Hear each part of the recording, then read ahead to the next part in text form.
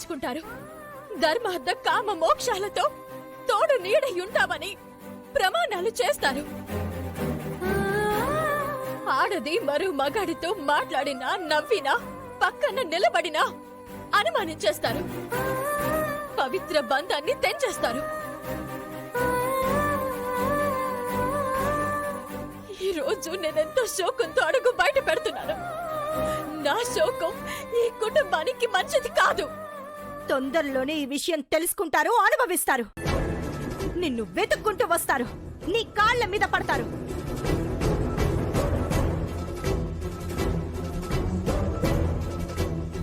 నీ భార్య గొప్పతనం తెలుసుకొని క్షమించమని కోరుకునే రోజు తొందరలోనే వస్తుంది. నువ్వు మొహం కూడా చూపించుకోలేవు. అందుకు సిద్ధంగా ఉండు. పదవని, ఇలాంటి వాళ్ళ మధ్య నువ్వు ఉండాల్సిన అవసరమేం లేదు. పదండి. వీళ్ళు ఏం బాగుపడతారో నేను చూస్తాను. పదవని.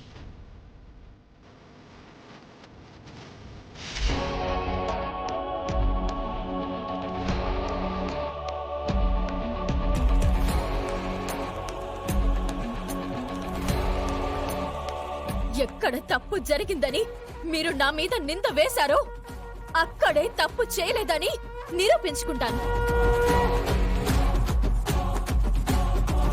తల దించుకుని వెళ్ళడం లేదు, తల ఎత్తుకుని గర్వంగా వెళ్తున్నాను. నా పక్కన నా బంగారు తల్లి అమ్మవారుంది. నా బిడ్డని చూసుకుంటూ బ్రతికేయగలదు.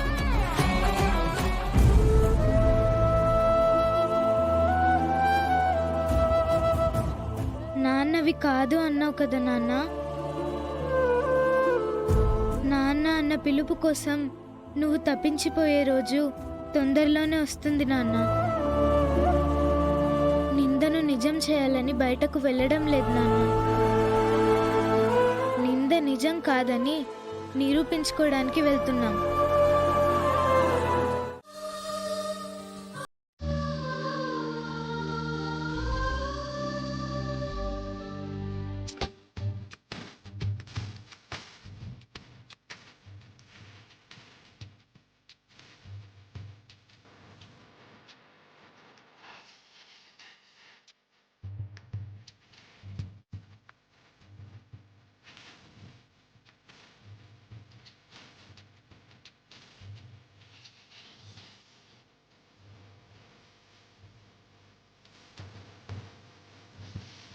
ఎవరెన్ని ప్రయత్నాలు చేసినా నా నుంచి నిన్ను, నీ నుంచి నన్ను వేరు చేయలేరు.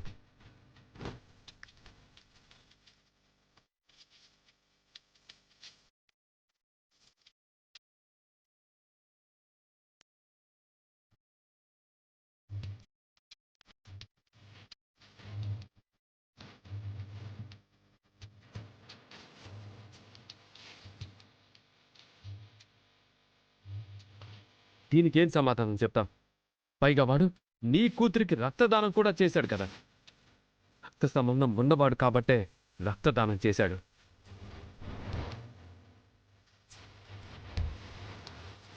ఈ రోజు నేనెంతో శోకంతో అడుగు బయట పెడుతున్నాను. నా శోకం ఈ కుటుంబానికి మంచిది కాదు.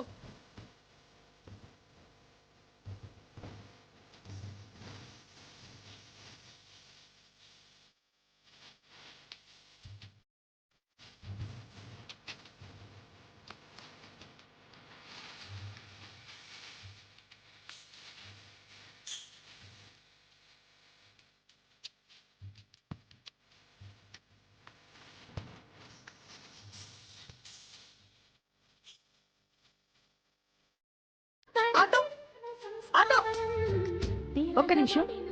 అవని, అవని, ఆటో ఎక్కుదావరా? అవని, అవని.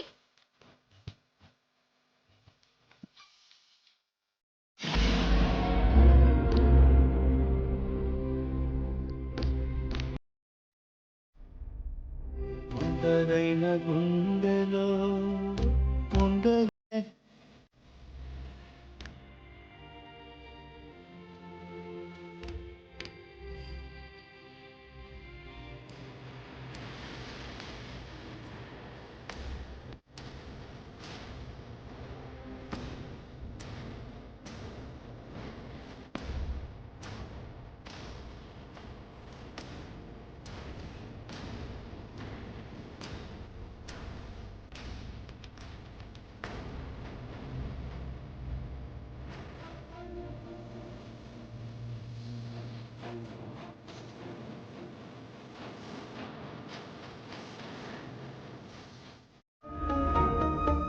హాస్టల్ నుంచి సౌమ్య మంచి టైంలో వచ్చారు.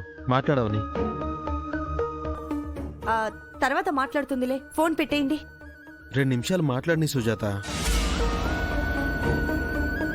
సౌమ్య, పిన్నితో తర్వాత మాట్లాడిస్తాను. ఉంటాను.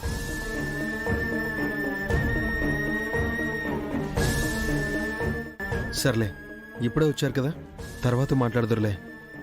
అవును, ఇద్దరే వచ్చారు, శ్రీకర్ రాలేదేంటి?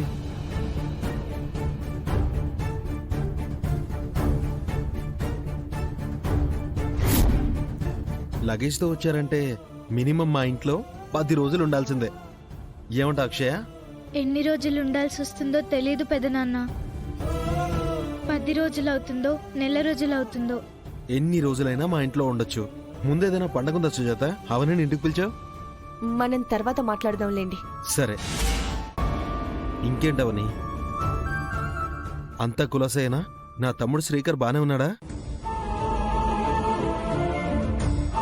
బాగున్నాడు బావా. ఇక మీదట ఎలా ఉంటాడో, ఎలాంటి నిర్ణయాలను తీసుకుంటాడో తెలీదు. నా నుదిటి రాత